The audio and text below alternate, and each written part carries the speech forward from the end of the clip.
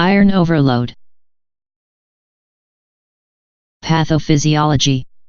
Iron overload may be iatrogenic, excess oral iron or blood transfusion, or pathophysiological, hemochromatosis. There is no secretion pathway for iron in the body, and about 1 mg is lost per day due to gut mucosal cell loss. Absorption of luminal iron is controlled by the enterocyte, which is sensitive to iron stores in the body. The enterocyte is influenced by its own transferrin receptor that regulates transferrin uptake from the plasma. The behavior of the transferrin receptor is modulated by the HFE protein, which lies adjacent to it on the cell surface.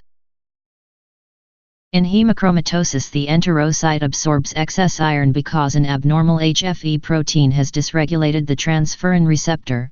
This results in expansion of the total body pool of cellular iron. The exact mechanism by which the HFE protein controls the transferrin receptor is not known, but the defect in the HFE protein in hemochromatosis results in a structural change that alters its relationship to that receptor. Epidemiology. NB. In white populations, 10% are heterozygous and 0.5% homozygous for the HFE gene mutation. Approximately 85% of homozygotes have a mutation involving a change from cysteine to tyrosine at amino acid 282 within the HFE protein.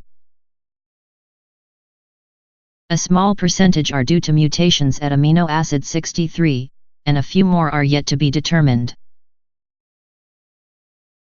The mutation occurred over 2,000 years ago, and the heterozygous state is thought to confer a survival advantage for blood loss.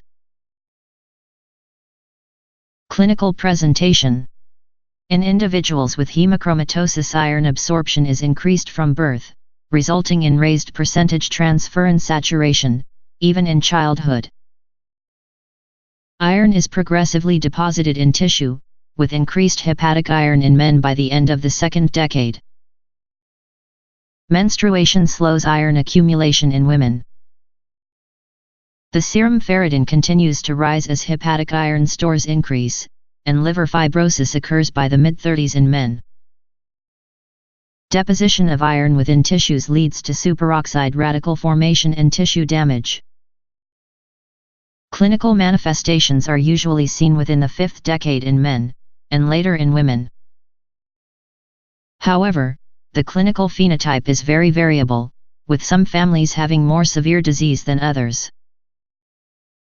Not all present with bronzed diabetes, and features can include 1. Skin, pigmentation and hair loss. 2. Endocrine, end organ damage in pancreas, pituitary, thyroid and gonads. 3. Cardiac, restrictive cardiomyopathy and dysrhythmias. 4. Liver, fibrosis and cirrhosis. 5. Joints, pyrophosphate disease. Investigations. NB. Serum iron levels are generally unreliable. Making the diagnosis. Homozygotes will have a transferrin saturation greater than 55%, males, or 50%, females. Percentage transferrin saturation is a more sensitive screening test and indicator than the serum ferritin, which may be raised as an acute phase protein in many conditions and also in liver disease. Confirmation may be obtained by genetic analysis for the HFE gene mutation. Once detected, families of an affected individual should be offered the opportunity of testing. Looking for complications. Homozygotes need FBC, liver function, alpha-fetoprotein, blood sugar, thyroid-stimulating hormone, follicle-stimulating hormone, luteinizing hormone, testosterone and cortisone levels to be checked. An ECG and echocardiogram are required. Radiographs of knees and wrists may show pyrophosphate disease. Management. Regular venesection will reduce body iron levels in the majority of cases of hemochromatosis. This can be monitored using ferritin levels as a rough guide to response. Once the ferritin is less than 50 mg/L, venesections are discontinued until levels begin to rise above normal. Normalizing the ferritin does not reverse tissue damage but may slow progress of the disease. Desferrioxamine is not normally used in hemochromatosis, and oral iron chelators can be difficult to tolerate. Heterozygotes usually have normal ferritin levels. If the ferritin is raised, consider intercurrent pathology such as liver disease. It is unclear what the long-term outcome is in patients who are heterozygous for the HFE gene mutation. Iron overload due to transfusion begins to become a problem after 20 units have been given or if serum ferritin has risen above 1000 mg/L. Subcutaneous or intravenous desferrioxamine is required on a regular basis to leach iron out of the body. Such desferrioxamine regimens are troublesome for patients and staff, and should only be considered if there is likely to be overall benefit for the patient.